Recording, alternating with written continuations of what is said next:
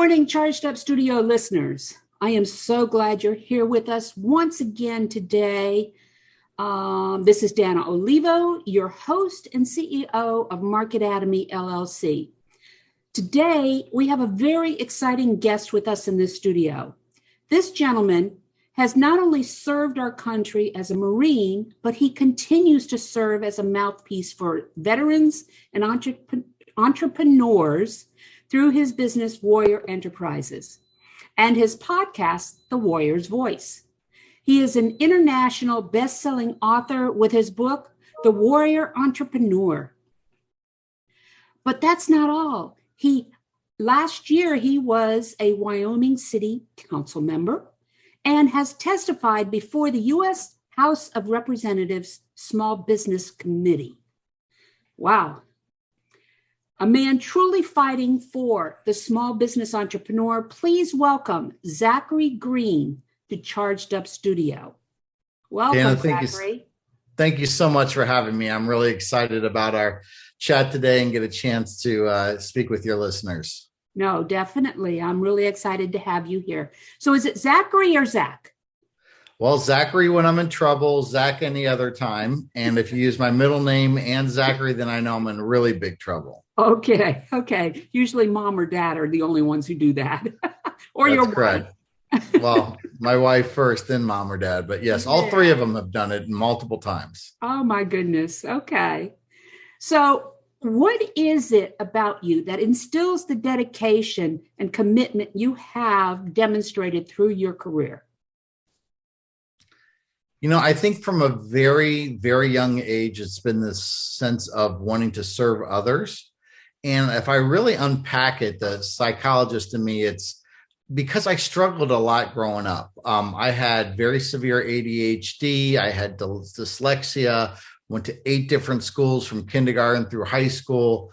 Now, it's funny, they call it ADHD when you're in school, but when you get out of school, it's called multitasking. And then all of a sudden, you're this great energetic multitasker, and all great entrepreneurs can do multiple things and be energetic about it. So it was this drive of people telling me when I was younger that you're not going to amount to much, you're not going to do any good. And I feel like everything in my life since then has been to show them not only that it's wrong, but to help other people out, because I guess I felt like I didn't have enough that I could give to society in those early years. A deep love for our country, a deep love for the Marine Corps specifically. And, you know, that was something that happened at a very early age. And my whole life was geared up to go into the Marines. And then when I got out of the Marines, it was all about how I can honor our Corps and all the intangibles and things that the Marine Corps stands for. The Marine Corps is a very difficult branch of the military. It's quite challenging. Well, and that's why I chose it. You know, the concept of my book, Warrior Entrepreneur, where iron sharpens iron, where, you know, adversity and difficulty help make you grow, really was one of the reasons that attracted me to the Marine Corps specifically. If I look back and I had the opportunity to serve, I wanted to serve not necessarily the best, but the toughest, because then that way I know that I could accept that challenge and I could grow from that. And, you know, that's the big difference between warriors and non-warriors, is the warrior is always going to take the harder route because that's the most fulfilling route. That's the one that you can accomplish the most, grow the most, learn the most from. Right. And when you compare that to business nowadays, especially with micro entrepreneurs and small business, that gridiron that you talk about, that iron grit, is what's needed in order to be an entrepreneur nowadays. I couldn't agree more. And I will tell you, I went through some tough stuff, both as a Marine Corps infantryman, then as a firefighter. Nothing, and I mean nothing, has been as difficult as the journey of entrepreneurship has been. Yeah. And when I talk to people that are thinking about doing this, they think, oh, well, I'm just going to get the Ferrari and I'm going to be able to retire in my 40s or whatever. They don't. And yes, you can do all that, but the amount of work that you have to put in is so significant. You know, 90% of entrepreneurs fail by the 10th year. The main reason is because the founder just says, I can't do this anymore. It's just too tough. There's an answer to every single problem that's out there for entrepreneurship. The challenge is, do you have the grit, the fortitude, and the courage to do all those requirements that it takes to get to those challenges and conquer those? And there will be a lot of challenges. This is what, a lot of entrepreneurs don't realize, is the fact that, when you decide that you're going to go out and start your own business, you're going to be putting in more hours than you are working in a job. You're going to be doing so much more. But the difference is what underlies that things. If the hours and the energy that you put into that business. I've heard so many early stage business owners say that, yes, I'm putting in 60, 70 hours a week for my business, but it's a different type of stress level. It's for me. It's not for making somebody else, rich. Well, a couple of quotes. The first one comes to mind is, entrepreneurs will spend several years of their life like most people could never imagine, so they can live the rest of their life like most people never could. And then the other one that really sits in is just the amount of difficulty and the challenge that it takes to kind of go through that process. And you do get paid last. But if you work for somebody else, the harder you work, the better off they're going to be. If you work for yourself, the harder you work, the better off you're going to be. And that's exactly it. So tell us why you started your business, the Warrior Entrepreneur. Yeah. So my business that I really started that I built was called Lumaware. We had the company was called Emanate. I used the words M, the letter N, and the number 8 because it sounds like it emanates. It's all about glow in the dark materials, which I'll explain in a second. I'm a firm believer that any brand has to be around solving a problem. And I learned this a lot when I was in the pharmaceutical industry at Eli Lilly for almost 10 years, working on billion-dollar brands. I got out of the Marine Corps. I felt really guilty because 2 years later, September 11th happened. So I wanted to find a way to continue to serve our country and give back. I became a volunteer firefighter, and almost within the first couple of weeks, I got lost in a fire, and it was a really horrifying, scary situation. And I wanted to find out what was the problem was that you can't see in the dark. You got 80 pounds of gear on, you're crawling around and in total disorientation. Mm-hmm. The solution is, how can I come up with a solution to that problem not seen in the dark? And what I came up with was utilizing this glow-in-the-dark material. Think of it as like a glow-in-the-dark on steroids. It literally takes a couple seconds to charge up, will glow for hours, sometimes days. Found a couple of really smart developers and inventors to help me kind of put this together. And I built a brand around that and made products that went on like your helmets of the fire gear, on your axes, on your tools. Every time I'd go into a fire, guys would come out and say, who was that guy with the green glow around their helmet down the hallway? I could only see him and nothing else. And I'd have them in my trunk and I'd sell a couple here or there. And over the next 6 months, I sold them out of the trunk of my car, made about $5,000. And what would happen is I'd go into a fire station and I'd say, hey guys, I'm Zach. I'm a firefighter from the Cincinnati area. Can we go in the bathroom and turn the lights off together? And if they didn't beat me up, they usually like, oh, that's pretty cool. But the reason I did that was I wanted a dark environment. So instead of just talking about the features and benefits of this glow-in-the-dark material, I wanted to show them the problem, the solution. The problem was turning the lights off in the bathroom and you can't see your hand in front of your face. You don't know where the door is. You don't know how to get out. The solution was this glow-in-the-dark material that gives you that visual light reference point. Right. Eventually left my job at Lilly, went to this big trade show, a firefighter trade show. In 3 days, we booked almost $100,000 in sales. Wow. Now, the problem was I had no money to buy the raw materials. I had no production capabilities. I had no way to distribute it and to market it and to package it. But I'm a Marine, and we always believe in mission accomplishment first, troop welfare second. Everyone else is like, Zach, you got to stop taking these orders. I'm like, hell no. We spent a lot of money to go to this trade show. We'll figure this out. Yeah. We literally were building the boat as we were on the water floating away. Right. And made some really tough decisions. I had to refinance my home. I had to max out my credit cards. I had to bring literally every penny that I owned to dump in to buy those raw materials, and filled those orders, and eventually raised some venture capital financing. And over the next decade, I grew it into about a $30 million company by the time we got to where we are today. And a lot of ups and downs along the way, a lot of things that I learned to do and not to do. But, that really is the basis of Warrior Enterprises, and the book Warrior Entrepreneur was all those lessons I learned during that journey. And that's amazing, because, something so, you'd think it's something so simple, because we see all these glow in the dark necklaces, and all this other stuff, to take that material or that concept and incorporate it into clothing, or, hats or whatever it is. How does it stand up? Because I know those glow in the dark necklaces and all that other stuff, they will fade, fairly quickly. How does this work in the environment that you're in? So there's three kind of glow in the dark. So the first one is chemical luminescence, which is like the glow stick, the necklaces, you crack them, and it's a chemical reaction. Eventually that chemical reaction after a couple hours will go away. And once it goes away, it never comes back. Okay. Then you have bioluminescence, which would be like the firefly or the jellyfish. And, that has to do with a very complicated mechanism of action through biology. But what we use is called photoluminescence, which means we're using light to charge up a crystal. As that crystal gets that light energy, it's the photons, it will then release it over a slow amount of time. Now, most of the glow in the dark that you and I are used to using in the novelty field is a zinc-based product. What I was able to do is utilize these rare earth elements called strontium and europium.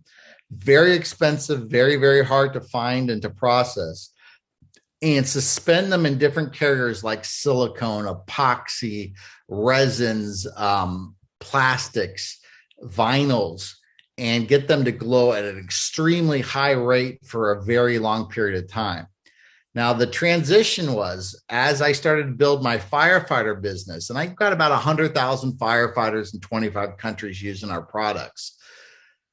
The big opportunity is there's 100 million exit signs in the United States. Yeah. Every one of those exit signs needs batteries, needs light bulbs, needs electricity. There's a loophole in the code that says you don't have to have that exit sign electrified. It just has to be visible in total darkness for 90 minutes. And with that glow, we were able to build exit signs out of that. And guess what? Who inspects the exit signs? The firefighters do. And because I built all that brand equity up with the firefighters, and they knew me not only as their brother firefighter, but as this semi-famous firefighter entrepreneur that's posting all this stuff on Facebook and writing blogs and getting featured on yahoo.com and testifying in front of Congress. It made it a lot easier for us to get those certifications and those testing and approvals from those firefighters as we started to sell our exit signs. This is a fascinating story because, here you are. Now, you worked for Lilly. Lilly? Correct. Okay. Yes, ma'am. Is that where you learned the chemical and the chemical base on this? Where did you learn the science behind what you're incorporating? This is what I learned at Lilly. I learned how to talk to scientists that knew this stuff and how to get them to answer those questions. I can't even spell the word strontium, let alone know what it does and how it works. But I did have a lot of experience at Lilly working with our research laboratories and some of these brilliant scientists talking about, hey, that's great that you guys can invent this molecule, but unless I can sell it, it ain't going to make any money. And more importantly, I have this need out there. Can we help you guys do that research to find it? And so that's what helped me. I then was able to work with people ranging from scientists to physicists to, just some guy working at a factory that does extrusions, and be able to talk that language. But at the end of the day, I don't know how to do any of this stuff. I just knew how to organize people to do it. And you knew where the gap was. You knew where the gap was in the firefighting industry, that you could fill. And this is where a lot of entrepreneurs, when they start thinking about, I want to go out on my own, that type deal, I want to start my own business. A lot of this stuff they have at their fingertips. They've worked for years for different companies, just like you did with Lilly and everything else. That there's gaps out there that you can take advantage of, but where do you go to find the help that you need in order to do it? And now is the greatest time in the history of the world to be an entrepreneur, because you can sit on the beach in your car at home with an iPhone and get all that. Yeah. You can come up with an idea. You can protect that idea. You can create articles of incorporation. You can find manufacturers and distributors. And within a matter of an hour or two, you can create your own company, have it actually up and running on a web store, and be making money before you go to bed that night. It's amazing, the access of what we have to technology and those people, and how small the world is now. Because I can get a graphic designer from the Philippines and pay him $5 for the same thing that I was spending $10,000 having some, fancy firm down in New York City do that same job for me now. Right. I'm working on a project right now, a federal project right now, and we're working with people all over the world. The team, is part of the gig economy. It's part of, these people from Thailand and India and stuff like that. So nowadays, as long as you can communicate clearly with them, this is a resource that small business owners can take advantage of. Yeah. And I got in some pretty big arguments with some of my friends. They're like, you can't do that. You can't send business overseas. And I'm like, guys, you're already dead. And you don't even know you're dead. This is like Blockbuster telling people no one's going to stream videos. You got to go to the thing. It's like Kodak when everyone's talking about digital things and they're trying to come out with the new film that processes faster. Guys, you got to be able to evolve and change, because that is the way of the future now. COVID has definitely opened up the world, for entrepreneurs here, even with the pandemic and things like that, working virtually has just really opened up the world even more so, The only constant is change. And if you can't ride that wave, you're going to get crushed by that wave. One of the things I spend a lot of time talking about on my podcast and my book is this concept of chaos. Yeah. And immediately we want to organize chaos. You can't organize chaos. That it is chaos.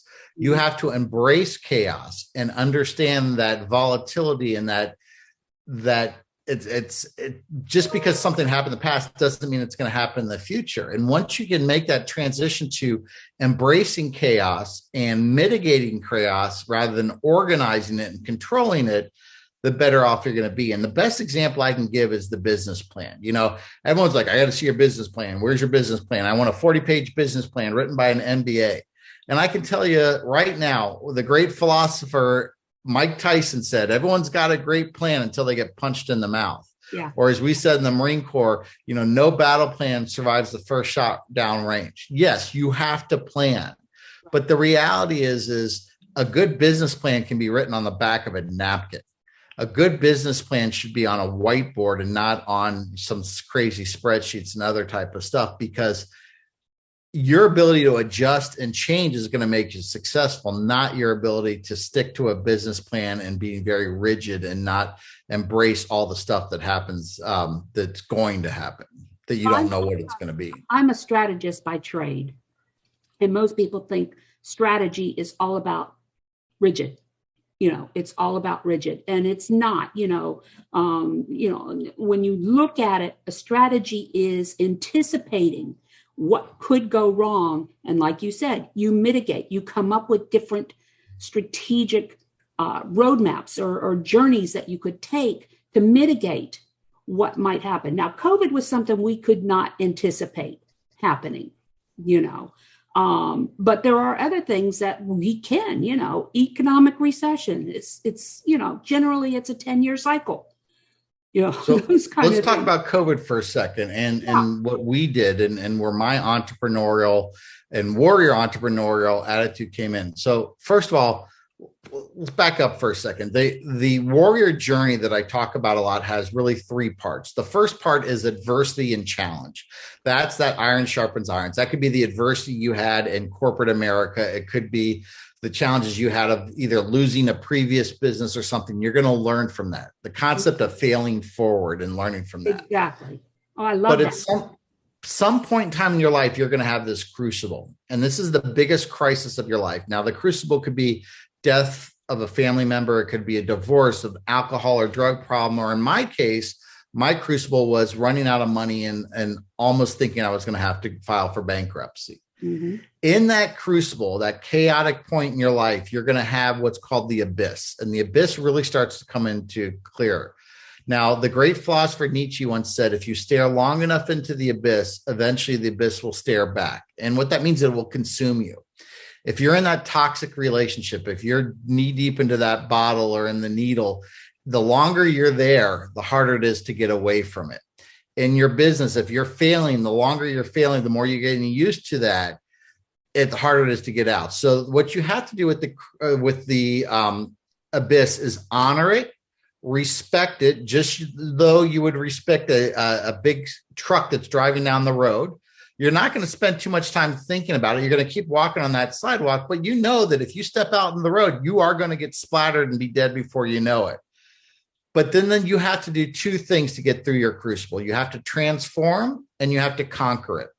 So what I did was, when I was in my crucible, realizing that I was killing our company because I wouldn't get out of the way, I was micromanaging people, I resigned as CEO for my own company and I hired a new CEO. So that was my transformation. The conquering, what I did is said, I'm not going to go back to the way things were when I was a one-man operation. I've got to put that part of my life aside and recognize the company's bigger than me. So at this point in time, I was able to get someone that could really focus on the financials and the day-to-day blocking, because I never did that. The reason we ran out of money wasn't because we stopped selling. We actually started selling too much and got above our skis, and we were actually spending money to process those sales orders faster than we were taking money in to get paid on those orders. That's where we got in trouble.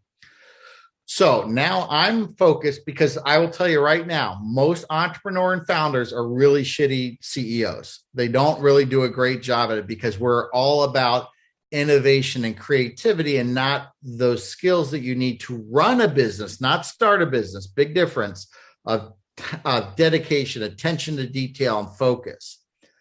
COVID happens. Now, instead of me having to be responsible for all that stuff I was doing before when I was a CEO, I could be the visionary.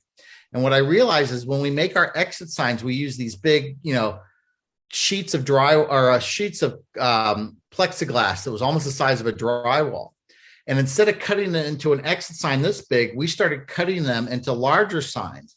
And because of the free time I had, I was able to work with a couple of our distributors, and literally within a couple of days, we became Home Depot's #1 distributor of COVID protective products. We did more business during COVID than we did prior to COVID, because we were able to pivot and embrace that change.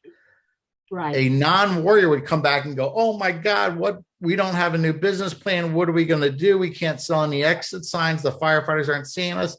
No, you got to improvise, overcome, adapt. All those things they taught me in the Marine Corps and in the infantry. And that's really what got us to where we are today, not only surviving the pandemic, but absolutely flourishing as a result of it.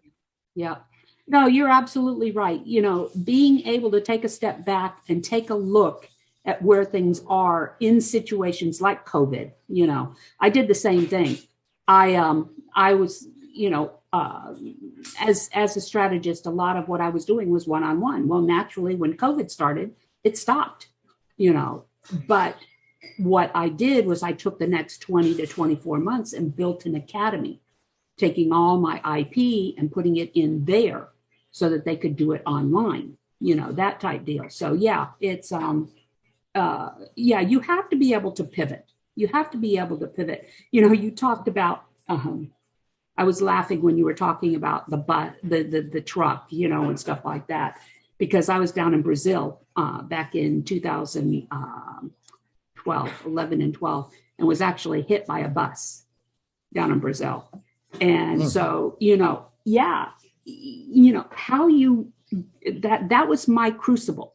That was my crucible coming out of that, because that was the transformation moment for me to really understand who I am and what it's going to take for me to come out of this, and that's what you're talking about there. So, I think I learned from a chaplain in the Navy who was a Marine minister to the Marines. And he said, when you're in a crisis, all options are available to you. Now, those options would never be even thought of unless you're in a crisis. So when you were in that horrible situation, you looked at options that you would never have considered beforehand. And that crucible, and you learned from that. I mean, it's a horrible experience to go through, but when you come back, what doesn't kill you makes you stronger, and you're still living. And I can guarantee you're a hell of a lot stronger now than you were before that, because you didn't realize the fortitude and the mental toughness that you had until you had to call on those strengths. Right. That, and you don't realize what really drives you, what's below the surface drivers, I guess you could say, because there is something definitely below the surface that either causes you to hesitate or to move forward and break through, Absolutely. So we talked about the crucible, we talked about the warrior's journey, all of that. So what are the most important things for entrepreneurs to focus on? I think there's 3 questions that every entrepreneur has to ask themselves if they're going to be successful. The first one is, have you solved a problem in a unique and elegant way? Mm-hmm. At the end of the day, your success is going to be able to articulate a solution to a problem. And where you really can do well is when you show someone they have a problem they don't even know, and you show them you have a solution for that. So that's number 1. Number 2, you've got to have an unfair competitive business advantage. I didn't say illegal, I didn't say unethical, but unfair. There are no points out here for saying, well, I got in trouble and that's not fair. Well, life's not fair. So what is an unfair advantage? Think of David and Goliath. We are competing against the Goliaths. When you look at the backdrop you have behind you in these big buildings and these big companies with money that we couldn't even imagine, you're not going to be able to fight them one-on-one, just as David didn't fight Goliath one-on-one. If you remember back to your Sunday school, that story was Goliath said, "Come to me," was the first thing he said to David. Had David come to Goliath, he would have ripped him apart. But David chose, number 1, I'm going to do what I'm going to do, and I'm going to find his weaknesses, and I'm going to exploit them. He wasn't fast. He wasn't nimble. His eyesight wasn't good. He couldn't see the rock coming at him. So that's what we need to think of as that unfair advantage. So what's an exact example of that? An unfair advantage would be you've invented this paper coffee cup that keeps your coffee warm, and you get a 1-year exclusive with Starbucks. An unfair advantage for me was when we were trying to source the plexiglass for our COVID protective materials, we actually prepaid for 8 shipments. So that way, not only did we get guaranteed, I also got guaranteed that my competition couldn't get access to that raw material that was in short demand. That was an unfair advantage. Yeah. The third thing you need is kick-ass sales, marketing, and distribution. It has to be absolutely over the top. It does not matter how good your product is. If nobody knows about it and they can't buy it and they can't find it and hear about it, you're not going to be very successful. Distribution. Again, you can have a great product, but if the only way they can get it is to show up to your house and knock on the door, your distribution is going to be very, very limited. That's why it's better to have your product listed on Amazon and make less money, because they have a really good distribution model and process and system that's out there. The marketing product. If you remember, there was a guy named Gary Dahl. He created what's called the Pet Rock. It was a rock. It sold millions of dollars because of the way he marketed it. And everything else for it. The biggest thing that's ever, I think, happened, and we see it almost every day, we probably see it every day, is bottled water. It's free. It's water. It is probably close to $1 trillion industry by the time you add up all the sales. And the reason why is because Coca-Cola bought Dasani and Pepsi bought, whatever their thing was. And they had a distribution process and a plan so they could go out there and get it into the stores and people could buy that. But at the end of the day, it's free. You're selling almost nothing with bottled water. They say, oh, it tastes better than BS. I mean, it's still water. Okay. So those three things, really spend time to focus and understand and embrace those questions as an entrepreneur. No, definitely. Definitely. Oh, that's great information, really, when you think about it, So what's next for you? So I'm kind of building off of the book. The goal here is to do two things. One is I've got this incredible online training course that I'm almost completed. It's not going to be like your typical online training course. This is going to be more like an adventure that you have to go on, and you have to earn merit badges, if you will, during each step of the adventure. And that's going to take you through that warrior journey and exercises. There's workbooks. There's things that we do to talk about courage and talk about tenacity. And as we get through each one of those steps of that process, you start to build the warrior mindset. And from there, that then makes you eligible to get one-on-one coaching from me to help take part in seminars and live events. Also doing some business-to-business coaching. I've got a great team of colleagues that we can go into businesses and show you how to be nimble and innovative like an entrepreneur, but still have the accountability and discipline of the military. And we're going to do that through experiential learning. So not just spending time in the office, we're going to get you out of the office and actually get you into the woods and take you through military training and tactics and show you how those tools that you're going to use in the office to solve those problems are the same ones we can do to solve these physical obstacles that are out there. Very, very interesting. So you're gamifying your e-learning is what you're doing. So gamifying and experiential leadership. Yeah. Those are the two big things that we're really trying to focus on. Very good. Now, and that's where you need to go nowadays. Even with my academy, that's what we're looking at is how do we gamify some of this stuff, while at the same time they're learning what they need to learn, So anyway, one thing you told me to ask you, how do you pronounce Worcestershire sauce? I still can't pronounce it, so I don't know. That's what I was asking you for. I just said it, Worcestershire. There you go. You're the first one that got it right. How do you say it? Worcestershire. Worcestershire. I guess that could be the English way of saying it. Like tomato. Yes. So how can people get a hold of you should they want to? So the best way to get a hold of me is go to my website. It's warriorentrepreneurbook.com. In that, there is a contact us section at the bottom. Please fill out your name, phone number, email. That'll get you on my list to let you know when our online training course and all those materials come out.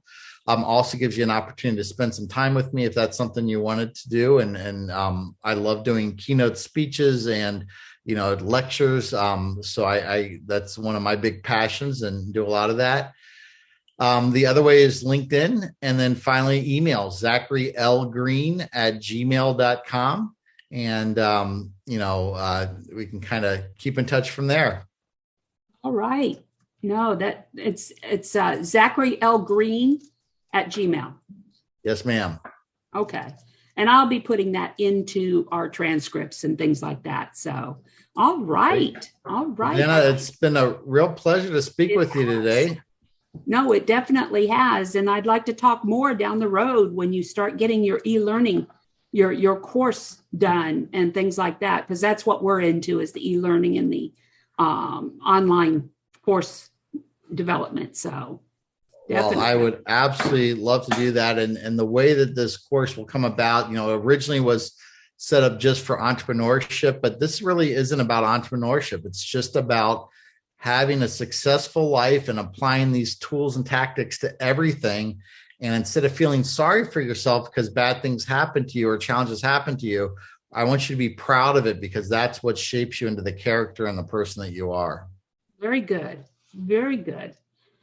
Well, that concludes our session for today. Make sure you leave a review on whatever podcast delivery platform you are on today, or go to Charged Up Studio's Facebook page and leave a review there.